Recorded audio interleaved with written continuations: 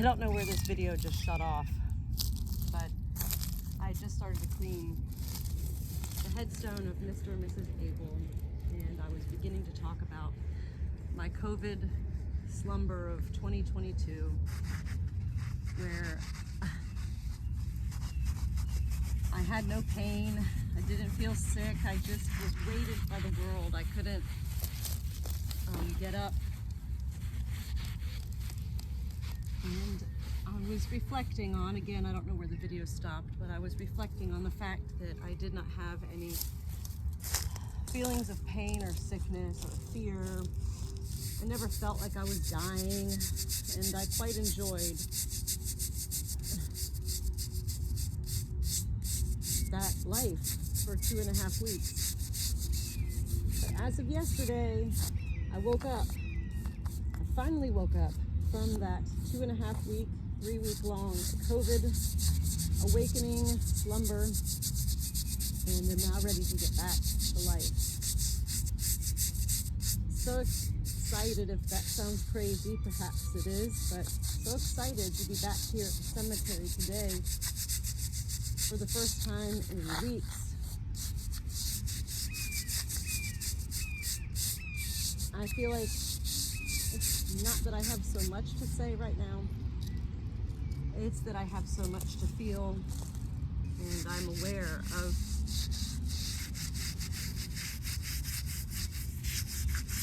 I guess you say my life and this life in much more profound ways.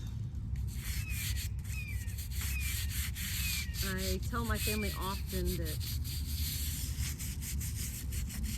by definition, the word miracle means a shift in perception. How simple a definition for such a big word, miracle. And I have had great miracles during this time of COVID, where I have been able to think about life and death in even more profound ways than really ever. It was nice to have my husband as my nursemaid during my COVID slumber. Again, I never felt sick. It was really quite beautiful, and I, not so much jokingly, but really do I did put it in my calendar for January 23, looking forward to my COVID Awakenings number 3. I am one of the lucky ones who did not have to go to a hospital. I did not suffer any breathing problems or near-death experiences. In fact, I had quite the opposite. I had not near-life experiences, I had full-life experiences during this time, where I was away from the realities of my day-to-day living. In a nice cozy bed that my husband would change the sheets nearly every day for me, and bring me soup and coffee and orange juice and toast and jelly. And it was also nice because my daughters were afraid of getting COVID, so they stayed away from me.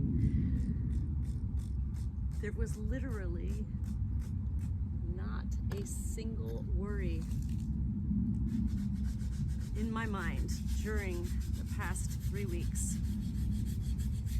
So I say thank you, God, for giving me my body, my mind, and my soul COVID. And thank you for allowing me to survive and be here today, to come back to the cemetery where I find such peace in sharing my thoughts, my words, my life with all of the souls here who are buried.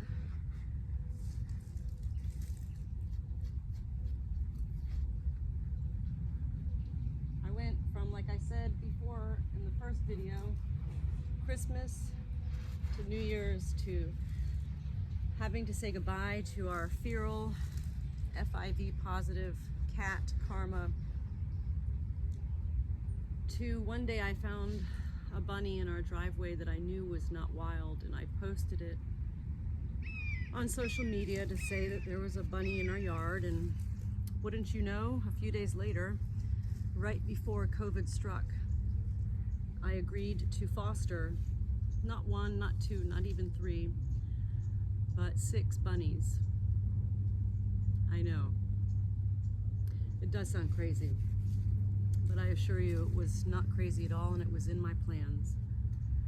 It was in God's plans, really, to have these 3 bunnies as well as 3 newborn bunnies. They came to us with no fur. They were a day old. These little tiny, innocent, fragile, and yet strong newborn bunnies. And these strangers with the Greater Orlando Bunny Rescue entrusted their care with me and my family. Wow.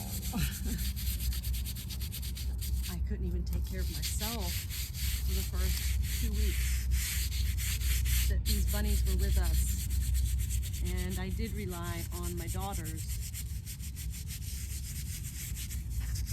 to help take care of these abandoned bunnies. They were actually all 6 bunnies. It was 3 adults, very young adults, and 3 newborns were abandoned at a local IKEA store, and a young man picked them up, took them home, and realized he couldn't take care of 6 bunnies. And so the next thing I know, they end up not on our doorstep. They ended up in our garage and also in our loft area upstairs. And I'm grateful. So enough about me and COVID. I know the Abell name is a big name here in Oviedo, and I have cleaned several of the family Abell's headstones. This is the first time I'm cleaning Henry and Geneva's headstone, and I'm just really happy to be here today. Really grateful.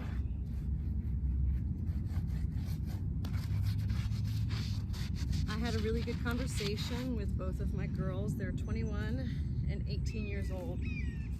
And so if anybody knows what it's like, you don't have many great conversations with your growing older children, because they're at the age right now where they're really trying to break free from me and life with me.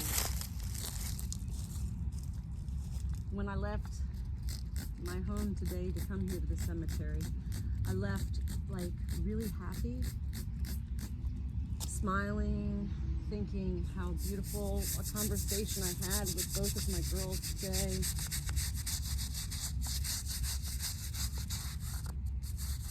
And it just reminds me, as I told my girls, that we really can only live for today, for now, for the present moment. We can't live for the future because we don't know the future. It's really so simple to sit there and tell others, hey, you might die today in a car accident. You might find out you have cancer today. You might be robbed. You might die today, and you might die tomorrow.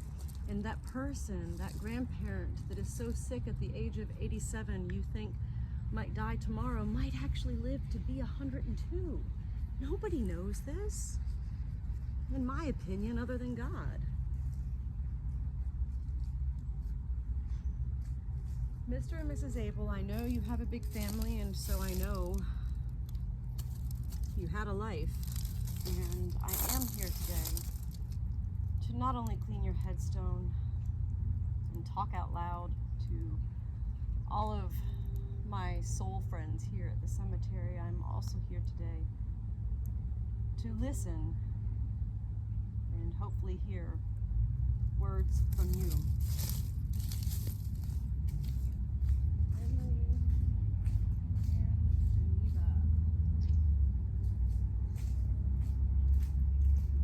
I love that name, Geneva. Geneva is actually right next door here. It's a city. Perhaps you were born in Geneva. Geneva?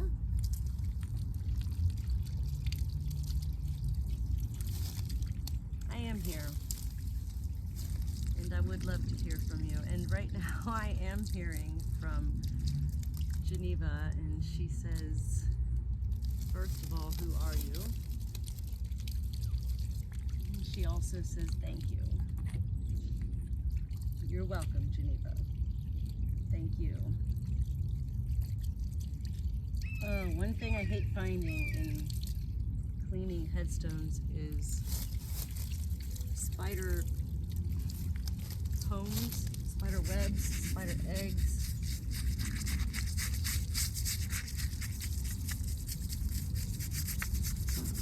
Sometimes we do have to end life, even though we wish not to, including the lives of spiders. Spiders are life just like humans, and so we can't judge them for being scary. But when we're cleaning a headstone, well, we have to make that choice.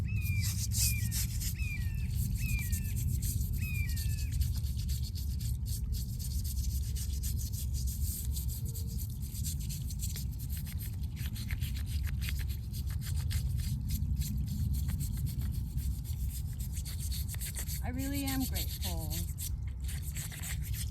to not only be alive and to not only be here today, but to also have what I have in life to share with others.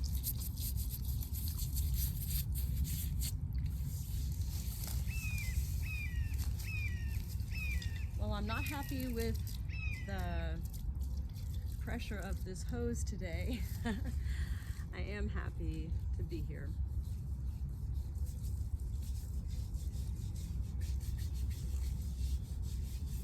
Geneva, you are also showing me a vision of perhaps you, I don't know,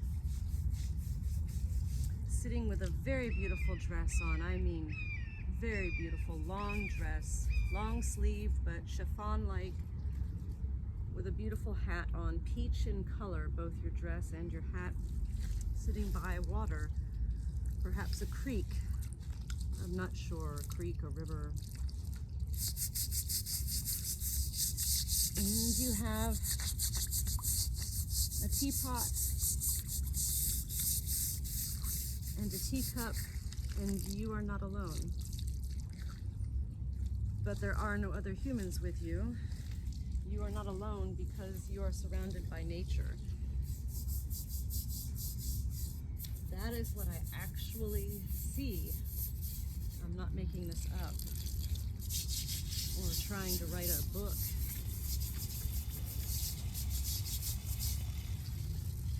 Henry, I'd still love to hear from you. And so now you give me the vision of you, Henry, in a top hat, black top hat. You have somewhat of a beard, I guess. Strawberry blonde in color beard. And you are laughing. You appear to be very happy.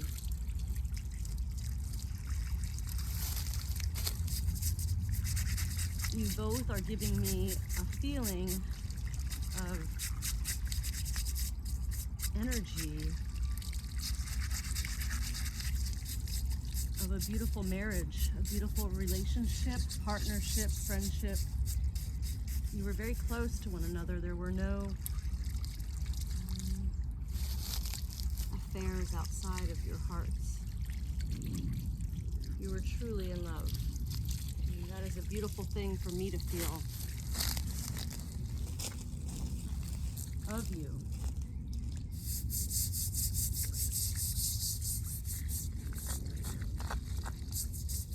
Wow.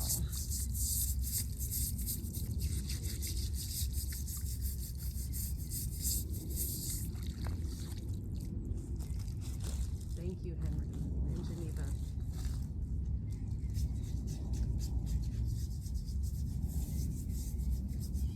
Conversations with spirit are much different and much greater than conversations with life. Much like playing charades and putting the pieces together of a puzzle, the words and visions I see, hear, and feel give to me the only validation I need to know that these visits with spirit are real.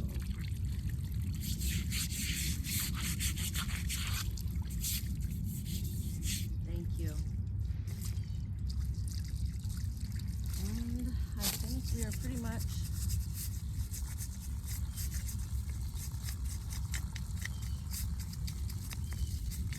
done.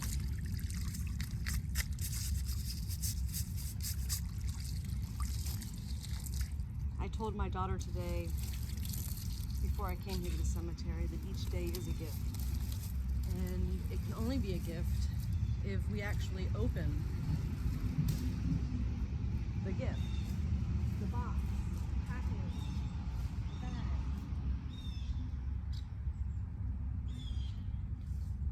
And I suppose sometimes we are all a little bit too afraid to open that package, not knowing what we will find. I don't know. Yes, I am deep. Nobody has to tell me that again. But as I tell my daughters, we are only as deep as the waters that those who can't swim in it or choose not to try to swim in it make it to be.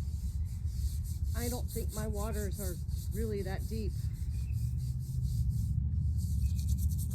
It's the fear of others entering my waters that has them believe I am deep. Okay, I'm deep. And I love being deep.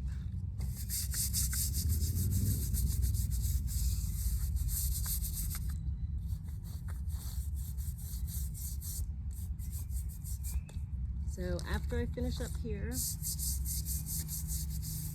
I'm going to do something that I don't normally do. And I'm just going to walk through the cemetery without my gloves on, without my bucket and brush and spraying stuff in hand. And I'm just going to enjoy the sounds of nature.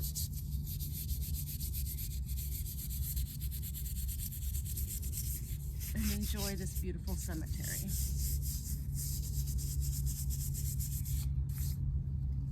Beautiful.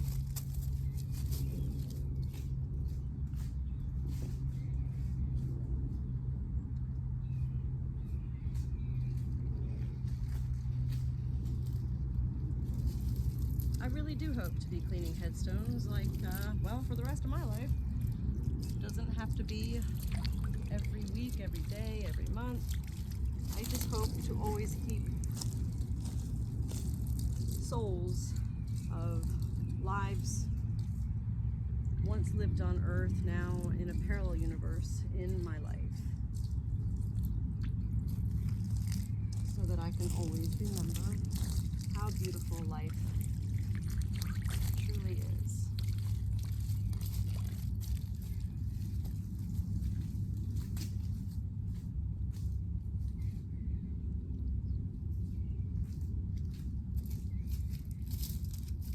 So, after I finish off the cleaning, I always get my little chamois out.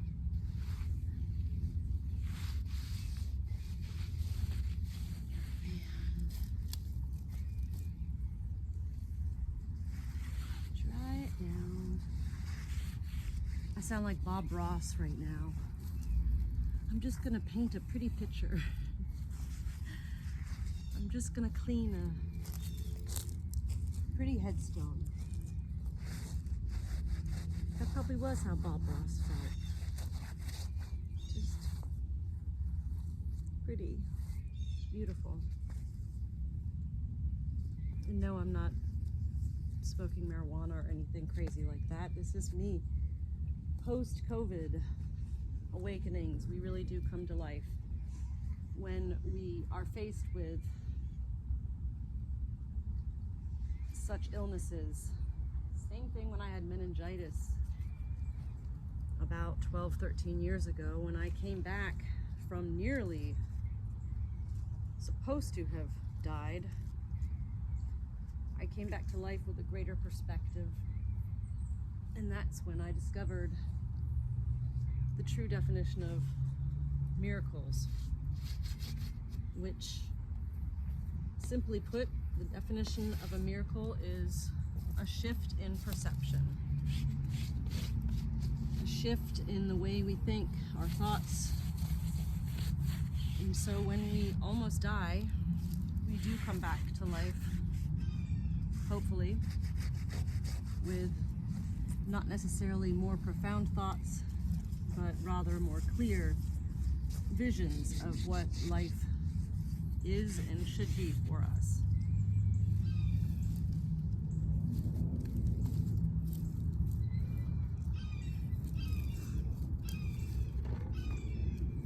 I love the sound of the hawks. Geneva and Henry, thank you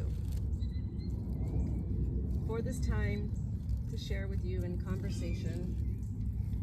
I want to go home now and get some tea for myself, Geneva. You've inspired me.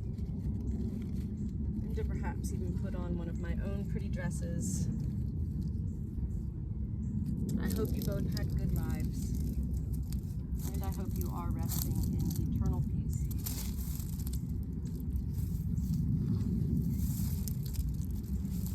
That only angels can know.